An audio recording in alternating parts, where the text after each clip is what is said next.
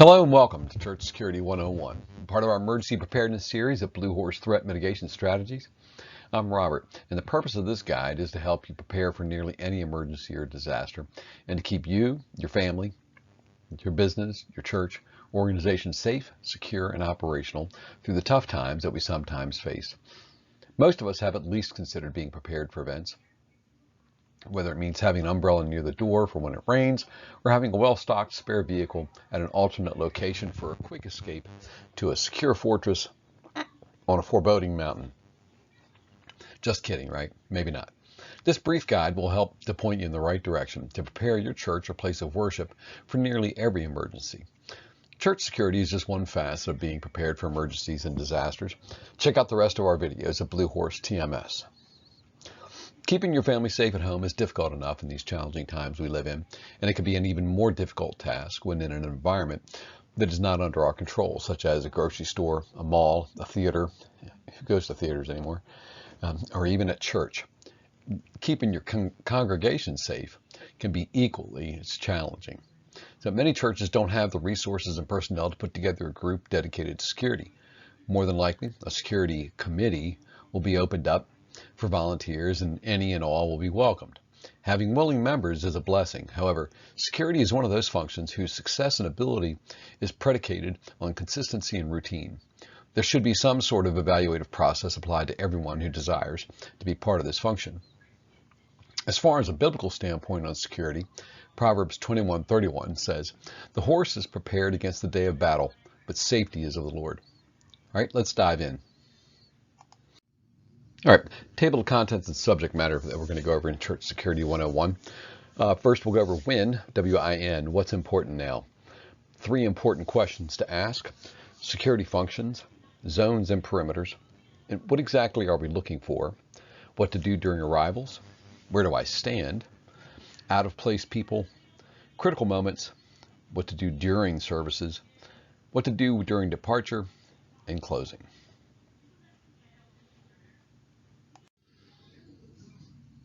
All right, first up is WIN, W-I-N, what's important now. These are several slides from my emergency preparedness presentation. So what's important now is both a question and a statement. It's one of those things that we need to visit at each stage of our emergency preparedness process, as well as the security evaluation process.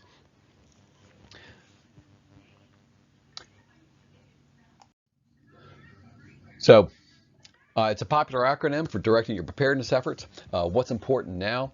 What we're asking here is, what is the most important task to be done right now to remain viable? So what we're looking at here is we're prioritizing things like life, property, and our mission. Is there anything that's threatening life and limb, whether it's serious injury or even death? Is there anything that's compromising or threatening our resources, our food, shelter, our water, our security devices, our protective measures? And is there anything threatening our mission, what we're supposed to do? Okay, at an organizational level, this could be providing services for critical services for other people. Okay, and at a personal level, it could be keeping your family safe, things like that. So preparedness is better thought of as a process and not a goal. Along the way, there's benchmarks that help to determine the level of our capabilities and the likelihood of our being able to accomplish our mission under a variety of given circumstances in disasters, emergencies, and hazards. In the highest technical sense of preparedness, each process, system, task, and function moves through a cycle of cycles. Okay, these things will be repeated throughout the lifetime of our preparedness efforts. All right, regarding WIN. So in most business environments, businesses and government agencies, they're prepared for these daily interruptions. Okay, so their daily operations follow a set pattern. They have defined and required daily, weekly, annual, biannual, and multi-year outcomes and requirements. So when they have an interruption of a process or a system, it's dealt with and fixed. However, smaller agencies, smaller organizations, are at the personal, family, or small group level. For those that aren't as prepared as some of these organizations are for emergencies, If your initial process of preparing for an emergency is interrupted by an emergency, all right, maybe one you haven't addressed yet, you can easily find yourself and your organization in what might be considered a sinking lifeboat while trying to learn about dangerous ocean life as it sinks. Okay, let that sink in for a minute. Think about that situation there. So this is why when needs to be a recurring landing spot for you. Okay, you should be trying to answer that question right now. I'm sure some examples are probably coming up as you look at the slide here. So if you're part of a group, this process will actually unfortunately, at least one meeting to come to a consensus on the answer. More than likely, it'll take a few. Your task will have to be prioritized according to need and immediacy. So whenever a decision needs to be made concerning a change of direction, responsibility, leadership, resources, or the potential impact of an event such as a tornado warning or a hurricane forecast, you need to ask what's important now.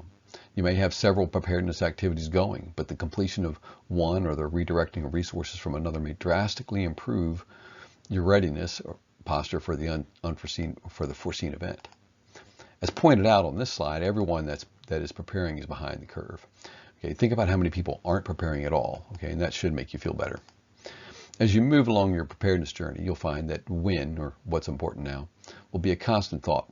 Unless you have a huge budget and endless teams of assistants to pursue different avenues and processes, you'll likely have to address each problem and solution one at a time. Okay, taking rabbit trails and discovering new things to worry about. All right, your goal in your preparedness efforts is to maintain a focus on the overall process and keep the cycle moving. All right, with asking that question, what's important now? And when it feels as if you've reached a stopping point, ask when again. There will be an answer. All right, and here, if we look here at the bottom of the slide, it becomes a cycle of finding problems, finding solutions, catching up, realizing how far behind you are, finding problems, rinse and repeat. All right, so the three questions to ask. In addition to constantly asking what's important now or repeatedly asking what's important now, these three questions will help us determine where we will start, the direction we'll go, and the methods and processes we'll use to get there. So here's another slide from the emergency preparedness presentation. Okay, so understand that being prepared can be a huge undertaking if you haven't opened the emergency preparedness box before. It'll be a lot to unpack. This guide will help you on your way. So what is the status or state of your security measures for your church or place of worship? We need to look at more than locks on the doors and whether there are any broken windows. We need to be aware of the surrounding area and what it affords your church and congregation in terms of security, as well as what your environment might contribute to an adversary in the way of places to conceal themselves, hide dangerous items, and create blind spots. Are there any other occupants of your facility? Do you rent a room at the community center? Are there community groups that use your facility and have access to your church? There should be communication and coordination between the groups that use a location to be able to let each other know about the condition of the facilities as well as any important issues that may arise. So, what is your goal in providing security for your locations? Is there a threat or concern regarding the safety of your congregation? Lastly, how do you want to get to your goal or pursue your goal? Things to consider here are budget and expenses, systems and processes to implement or not, like door and window alarms, video surveillance, all the way up to hiring a security company or a part-time police officer. To be realistic about this process, it will require considerable effort and time invested up front. However, your time devoted to this stage of the process will be time well invested later on.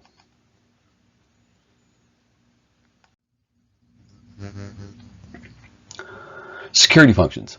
So who's going to do this? How are we going to do this? And who and what are we looking for?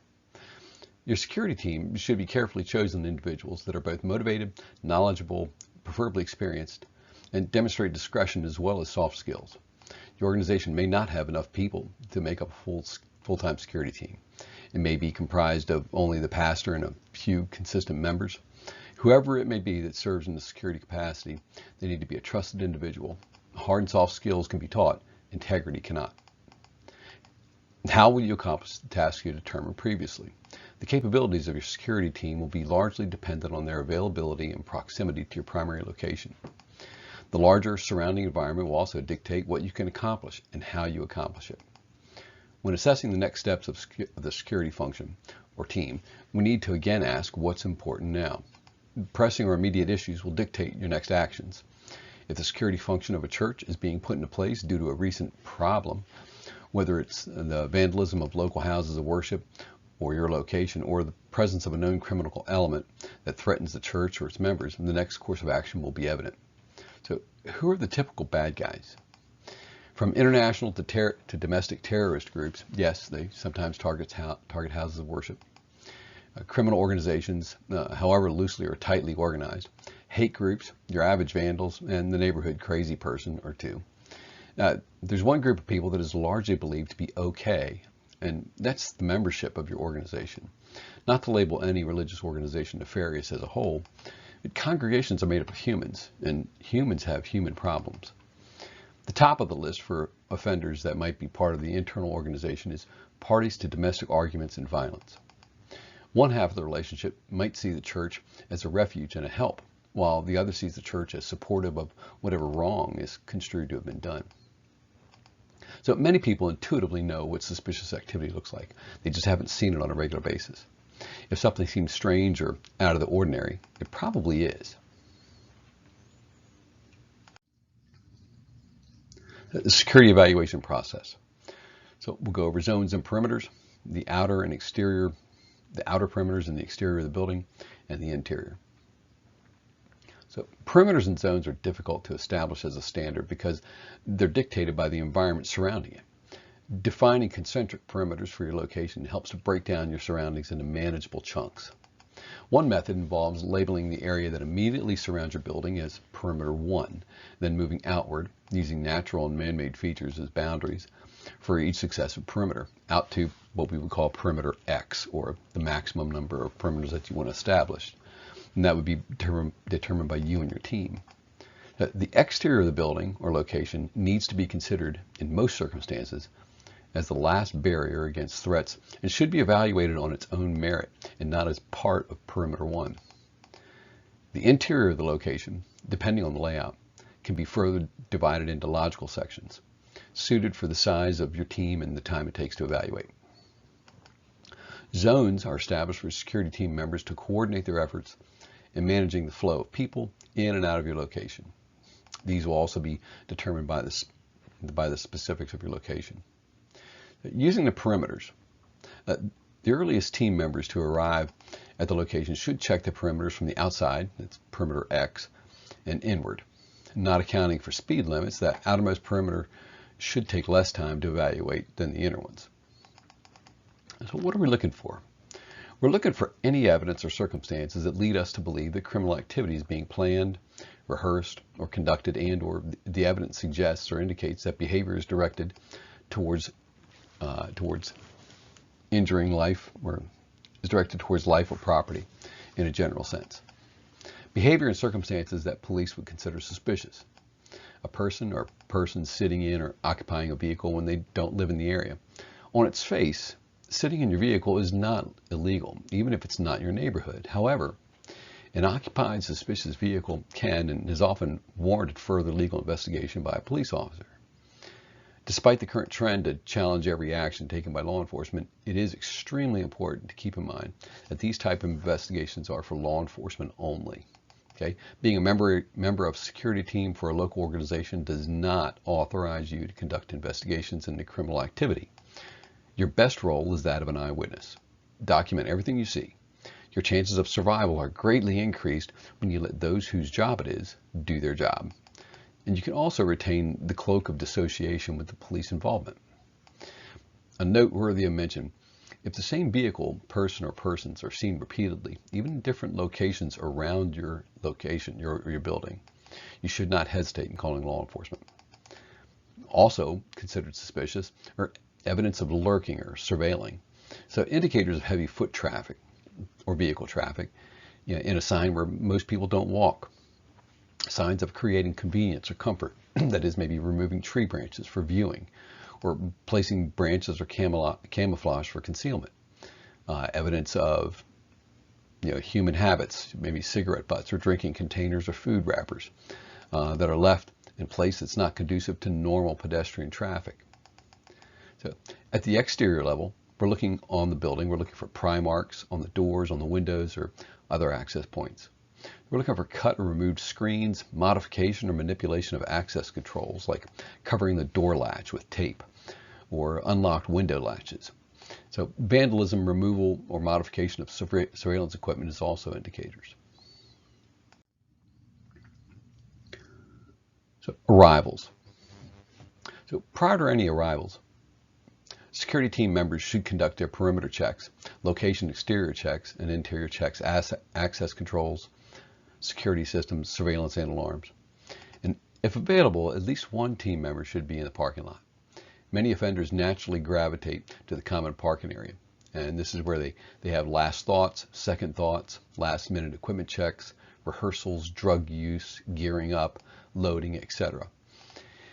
And if personnel allow, a team member should be in between the parking lot and the main entrance to the location. They should not, unless specifically requested, to be near the pastor or the leader, who's likely at the entrance greeting people. They should not be near the entrance of the building. A rule of thumb for number of team members is that there should be at least one more team member than there are entrances and exits, and that's a minimum. So given that the location evaluation procedures have been well planned and practiced, it is possible for a single security team member to do this job. They would be optimally placed if they were closest to the parking lot but in view of the main entrance. And that's if you only have one person or very few people. So, although the purpose and mission of the security team connotes an aggressive and protective image, the opposite is highly preferable.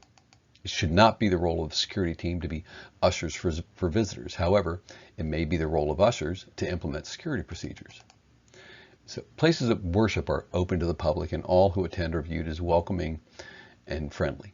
So it is possible to be passive on the outside, but intensely active on the inside. So not only is discretion needed to attend to this position, but discretion is needed in choosing the person for this position also. Being a welcoming greeter for church services can be difficult when dealing with difficult people. Of the many roles, positions, and responsibilities of the security team, everyone needs to have the local police department on speed dial, prepared to call for an officer. The role of the security team is to be able to quietly screen and redirect suspicious persons and to, quote, help them. Okay, it's not their responsibility to detain, arrest, eject, or fight anyone, although circumstances may call for such actions. And as the arrival process nears completion, other activities that need to be maintained are observation of the pastor, the at-risk population, and the people that are out of place, that seem out of place. All right, so on-foot evaluation of perimeter 1 and communication with other team members needs to be accomplished also. The critical moments. So the average or typical time frame for assaults on places of worship is roughly halfway through the main service time. Factors that contribute to this. Most attendees are seated and their attention is focused away from the entrances. There's ample time after the start of services to place dangerous devices around the location, and the assailant's confidence in not being detected is enhanced by entering later. Factors that oppose the typical assault times are the assailant's involvement in the organization's services, the assailant's agreement or disagreement with members, with maybe members' viewpoints or beliefs, as in like maybe a Bible study. So after the start of the service, team members should be highly vigilant of late arriving visitors, vehicles and occupants that remain in their vehicles, and persons that are approaching the location on foot, but maybe not from the parking area. Depending on the location's intended use and applicable regulations, ushers or doormen can be employed to monitor entrances and maybe have them secured, or most of them secured. At least one team member should make at least one evaluation of the perimeter, from perimeter X inward.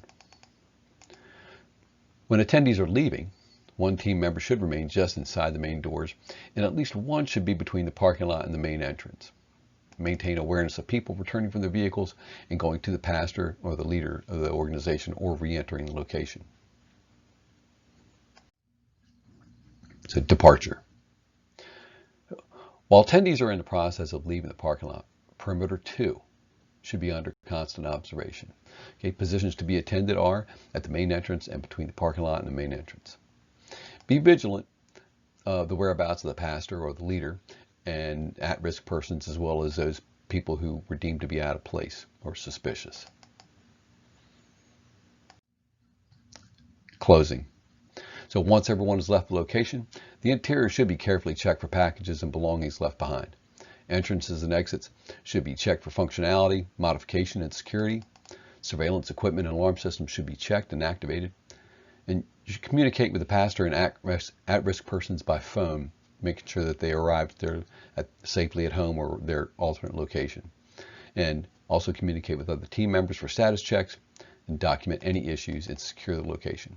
If anything at all is discovered or is believed to be suspicious, local law enforcement should be contacted immediately. So other discussion. So future discussions will revolve around video surveillance requirements, communications, soft skills, and hard skills.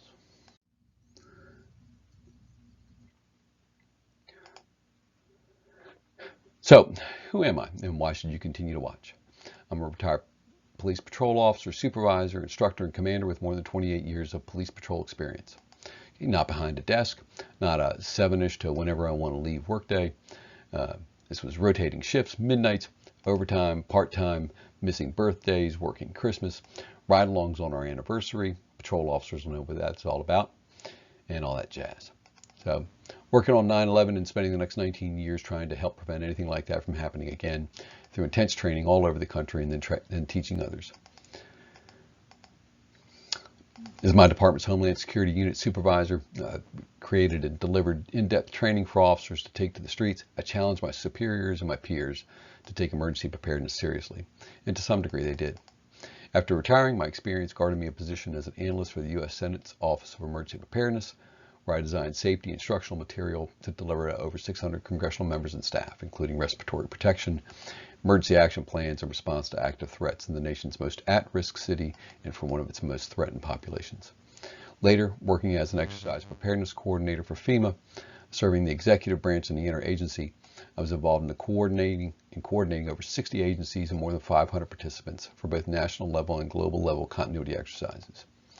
And interacting with all levels of experience, commitment, and interest, not just continuity, but exercise and evaluation as well. I haven't learned all there is to know, but hopefully those who view this video will provide constructive and helpful criticism, which I welcome. My desire is that someone gets the information they were looking for and it makes them more confident in their ability to survive and overcome whatever disruption comes their way. So, thank you for watching. Subscribe and hit the notification bell for future videos.